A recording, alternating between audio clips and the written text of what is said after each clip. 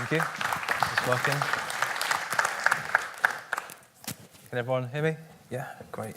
I think the actual title's changed since.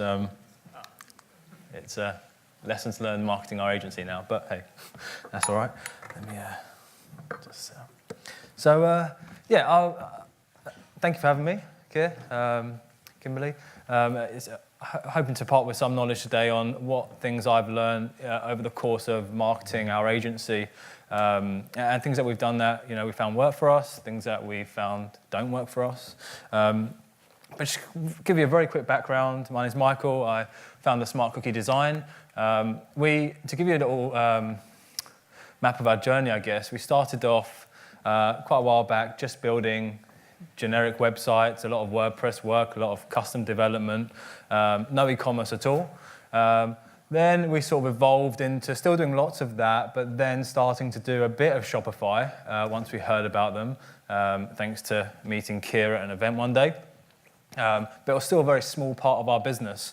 And we then, a few years later, we evolved a bit further. We found ourselves doing less WordPress, general web development work, into doing more Shopify.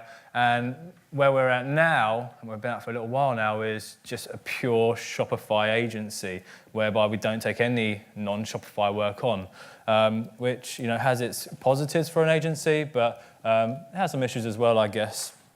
But I think this is a very similar story to some other agencies I know in the room.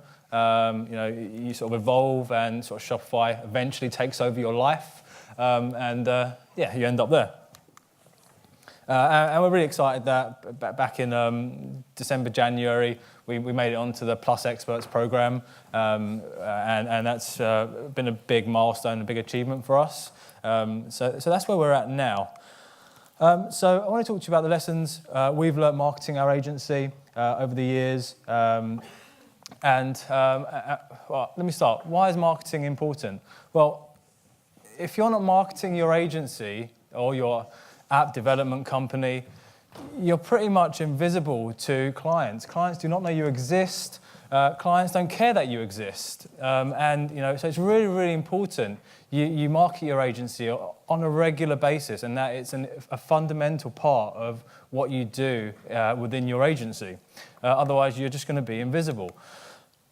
You need to make sure you're shouting out why your agency is better than every other agency around, what you guys do that are better. And that doesn't change whether you're a one-man band, a four-person team, and you're happy being a four-person team, or you're a 30-person outfit. You still need to market your business. You'll have bills to pay, salaries to pay. You'll have a lifestyle to keep up. So it's really important that marketing makes up a core part of your daily, weekly routine. Out of curiosity, is anyone here who does not market their agency or their business at all? 2 people. I bet you do, though. Do you have a blog? No? Do you ask for reviews on your apps? Yeah? Marketing, yeah? If you don't some people don't realize they're marketing, but every agency is marketing to some extent. Whether that be content marketing, running events, asking for reviews and feedback, marketing is something that you're all probably definitely doing, and hopefully doing really, really well. Unfortunately, marketing isn't easy. There's no guarantees of success. I could do something. One of the things I'm going to tell you about later worked really well for us. It might not work very well for you guys. It is the risk that you take marketing your agency. You don't know if it's going to work or not, and you hope that enough works to bring in enough business to help you grow your agency. And it doesn't matter if the person selling you this advertising space says, yeah, your ad's going to be seen by, it's going to get 2 million impressions. It doesn't matter, because it still may not work. You still, have a risk with any marketing activity you undertake. And a famous quote that I'm sure you're all familiar with, not very clear on this board, but half the money I spend on advertising is wasted. The trouble is I don't know which half. Yeah, and that's something that is definitely, I've seen, is very, very true. It's very hard to tell which part of your marketing is doing well and which part's not. I remember the first 2 pieces of marketing we ever did. and both were complete and utter failures for us. Lessons learned very, very quickly. It was at a stage when we first started, a part of our journey when cash was really important to us as well, and we couldn't really afford to waste cash on failed marketing attempts. The first one was, I don't know why we did this, but we placed an advert in the paper. And we had this lady walk into our office, and she was like, we have this local paper, it goes across 3 boroughs, it has a readership of 100,000 people, it goes to every business in the local area as well. So we thought, great, let's give this a try. Completely unsuccessful. Do not advise putting adverts in papers. It didn't work for us. We took out 4 weeks worth of ad space, and by the second week I knew it was not going to work because the only single call we had was a guy that called up saying exactly this: I see you guys make websites on computers, to which I replied yes. And then he said, I have a virus, can you help me? And complete waste of time. It was absolutely ridiculous. It also sits hand in hand with my top call of smart cookie design. Do you bake cookies? And that is no joke. People have rang up and asked us. The second piece of bad marketing we did was our running with the Hells Angels. No, I'm joking. No, that didn't happen. We had a friend of mine walk in and told me about this great networking group he belonged to that he got loads of leads from. This networking group was called BNI. Hands up who's ever been a member of BNI? A few. Hands up who's ever heard of BNI? Okay, good. Hands up who are still members of BNI? That speaks a lot for BNI, I guess, yeah? So he talked me into it. I thought, okay, well, he's getting lots of business. I'm seeing him doing really well. So I thought, let me see if it would work for us. So I joined, and quickly realized it was not going to work for us because for those of you that are not familiar with BNI, it's a networking group that you go to every week. Mine happened to be a morning one, so it was a 6 a.m. Breakfast sort of meeting.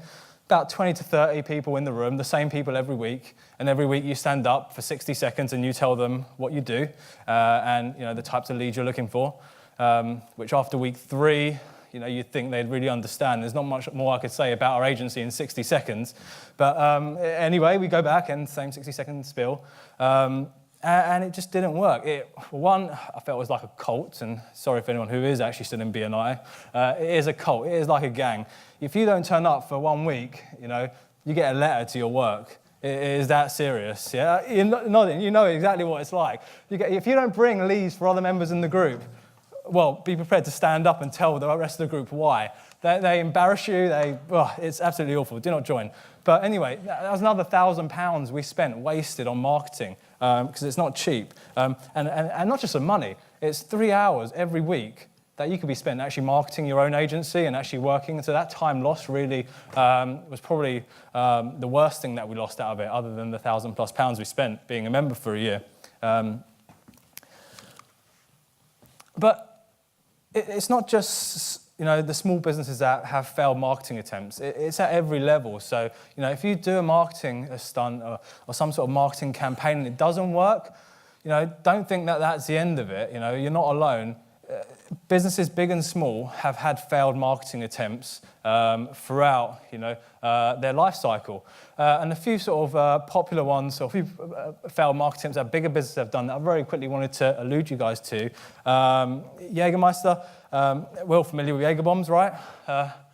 And they sponsored a pool party in Mexico.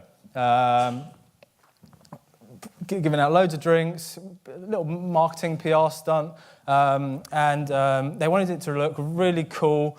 And like that at pool parties, that sort of smoke that you see in films and stuff over the pool, that was the type of image they really wanted to get across and make it all fancy. Unfortunately, the person running the event for them obviously didn't think a smoke machine would be enough, obviously too simple. So they decided that liquid nitrogen would be the way forward. And decided to pour liquid nitrogen into the pool to create the same effect. And this is them, you can't really see it, unfortunately, but there's guys in orange suits pouring liquid nitrogen into this pool, creating this lovely sort of piece of smoke.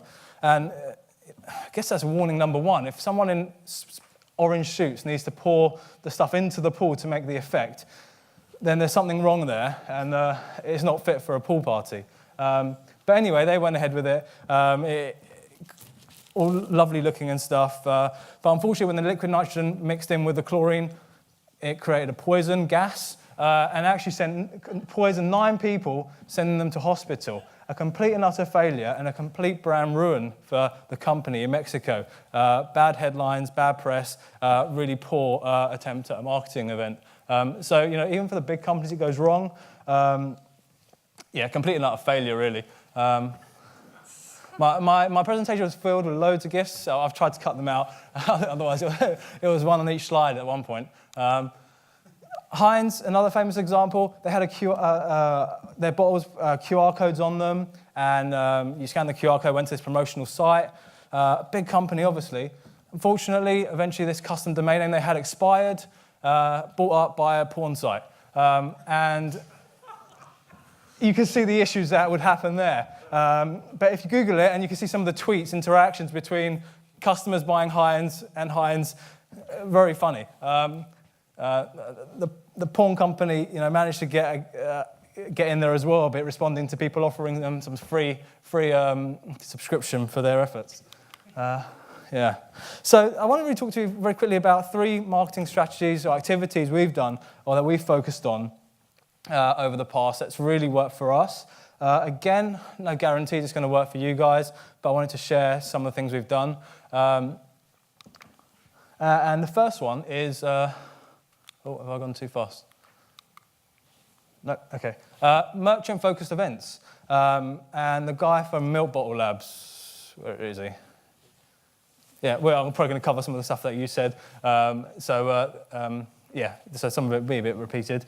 But we try and run a merchant-focused event at least once a quarter. And that's alongside speaking at other events as well, that other partners of ours run. But we found running events is really helpful to getting our brand noticed, getting in front of new customers, new leads, as well as nurturing existing relationships that we have with other companies. So this is something that we find really works well for us. And like I said, we try and do about 4 a year. It's all about parting knowledge with the speakers to the merchants. It's all about engaging with them. It's about giving them something that they didn't know existed, giving them information so that they can go away and grow naturally themselves. This is one of our events. It's Joel there in the corner speaking at one of our events probably about a year ago now, I think, Joel. But yeah, it's not a sales pitch, and that's what's really important with these merchant-focused events. It's not about you getting up on stage and saying, this is what we do, this is why we're good at it, this is why you should use us. It's more about, this is really great content, it's really useful to you guys, let me explain it to you and how it would work. It's about creating awareness, like I said, and engaging. Some events we don't even speak at, we just merely play host, introduce the speakers, and that's it. It's not about us. It's not about us. Yeah, it's about the merchants. Not a sales pitch. So, what does the process look like of running an event? There's various things you need to think about to make your event successful. First is budgets. How much are you going to spend running your event? And there's a number of things that you need to think about with that. How many people do you plan to host? Is it a morning event or is it an evening event? Are people going to expect breakfast, teas, coffees, or wine in the evening? There's different costs that could come up. Where are you going to host the event? What type of venue did you want? Typically for us, we spend anything between £0 to £500 on running an event. It's very possible to have that £0 event and cost you nil, and I'll sort of talk about that in a bit later. But there's no magic formula to how much it should cost you. I guess it really depends what you want to offer merchants. You then want to start looking for a venue, and what I'd say here is look further afield. Lots of people assume, when I talk to other people about events, they look at conference facilities only. But, pub function rooms. We've hosted events at universities, and they've given us their lecture theatres. There's lots of restaurants. There's lots of opportunities to host your events. in non-traditional places. Do definitely look around for venues. Absolutely.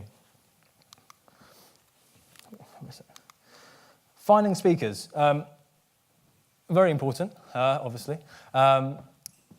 What we find really important is find businesses that are very complementary to your own. So for us, pay-per-click agencies, social media marketing agencies, SEO agencies, content marketing agencies, all those people, the type of people we'd like speaking at our events, because we know that our merchants or merchants attending the events, that's really useful for them to know more about. So anyone that's sort of complementary to us, then absolutely they are a great possibility to speak at our events.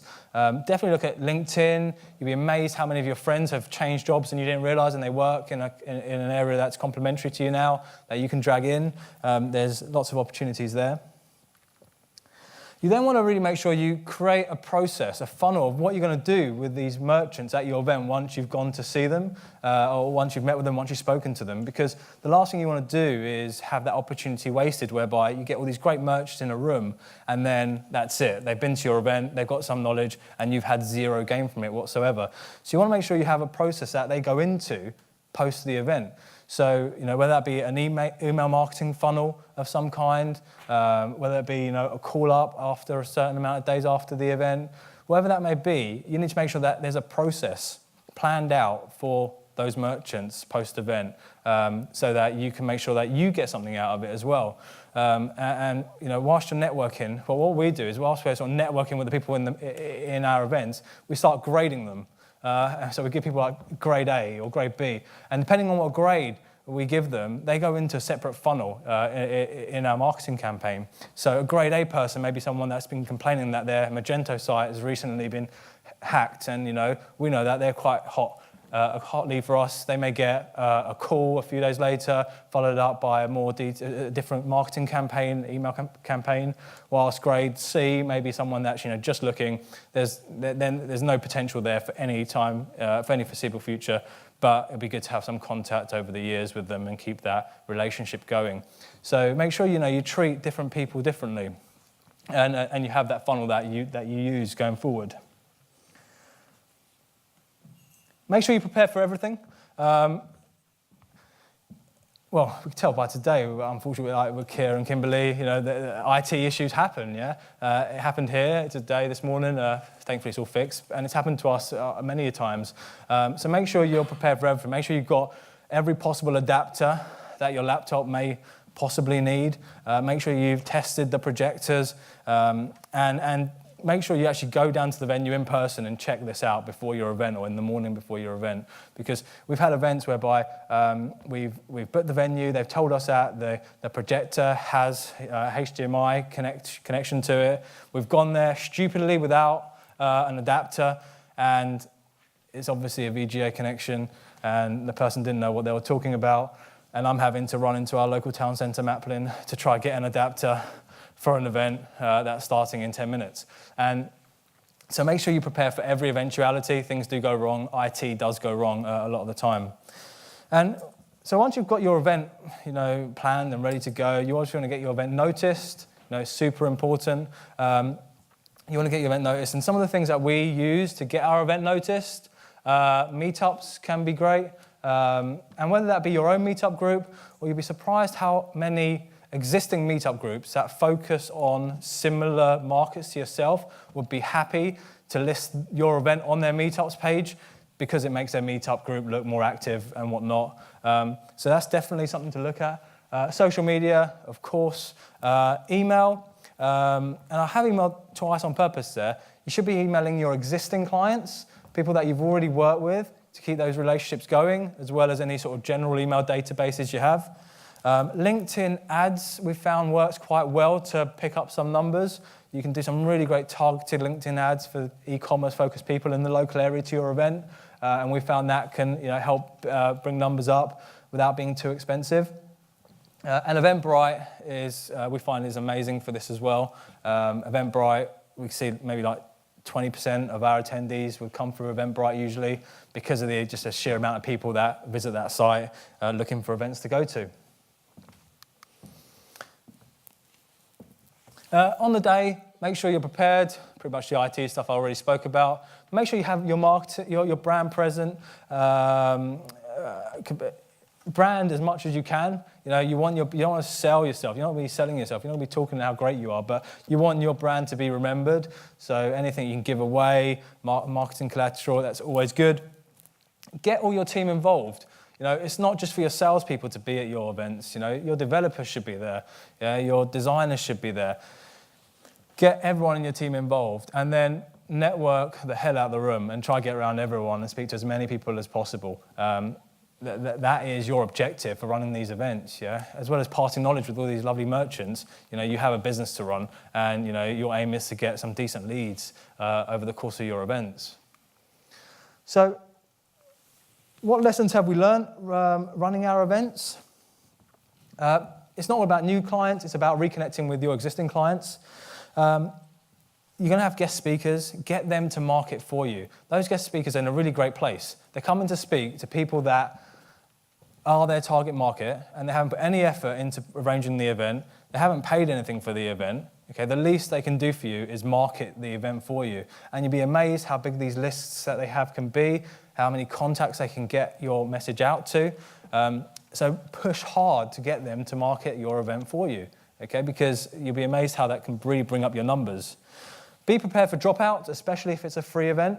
Anyway, 50% is definitely, what we see, usually a dropout rate for free events. So be prepared for that. Don't be shocked when, 50% don't come. Make sure your brand's visible throughout the whole event. That's really important. You want to get something out of it.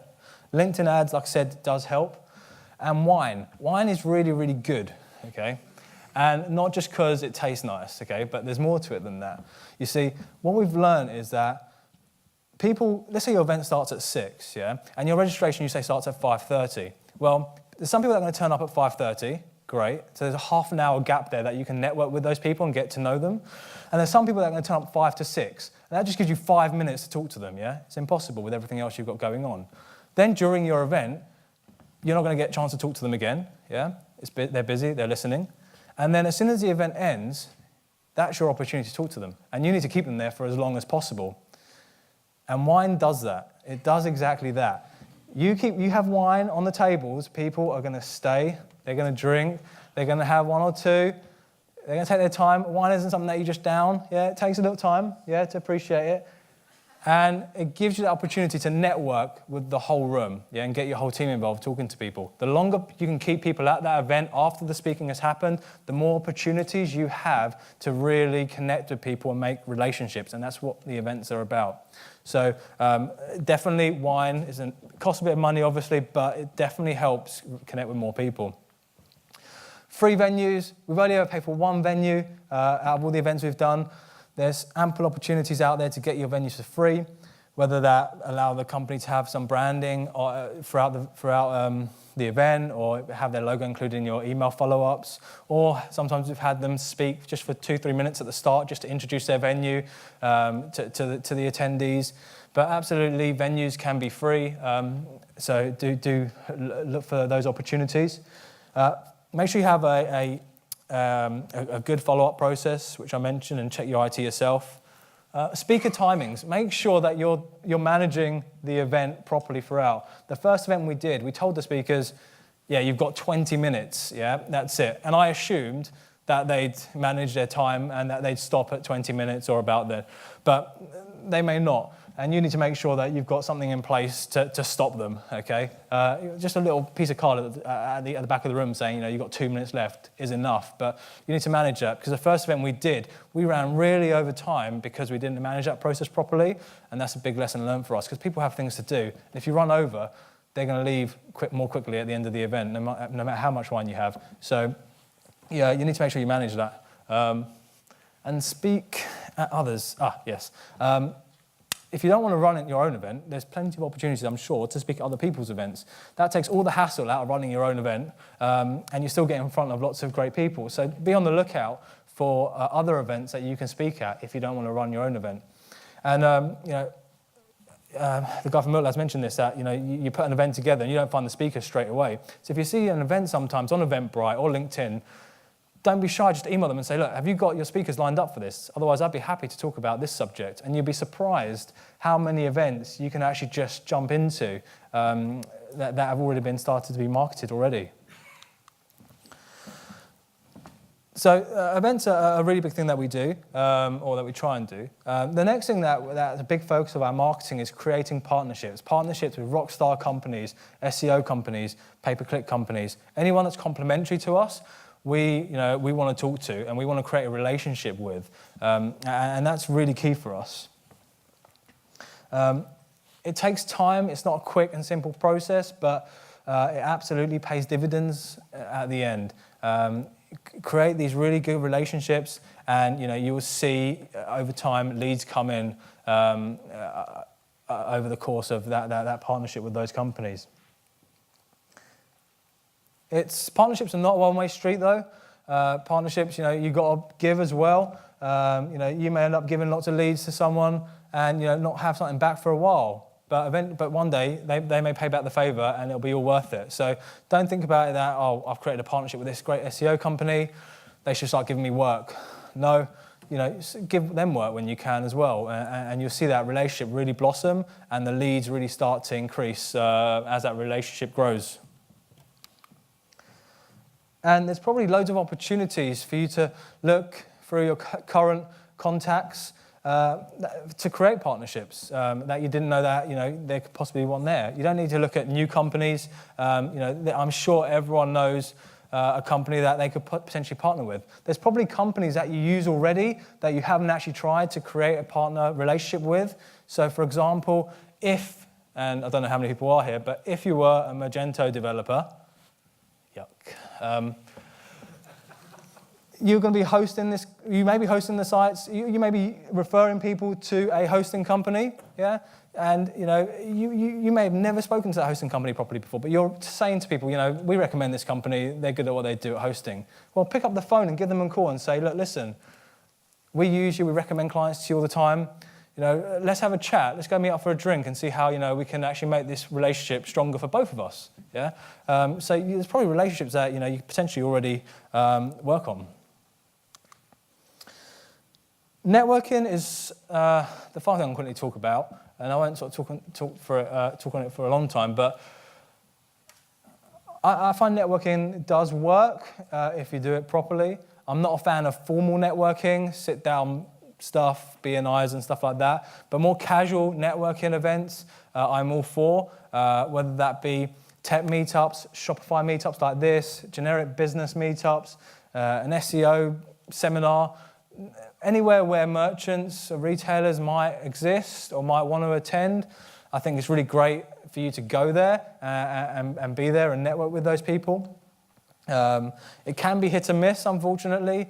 You may go to free networking events and meet no one, but then go to one and then meet someone really great. And that's been our experience with it, to be honest. I go to quite a few networking events, and a lot of them aren't great.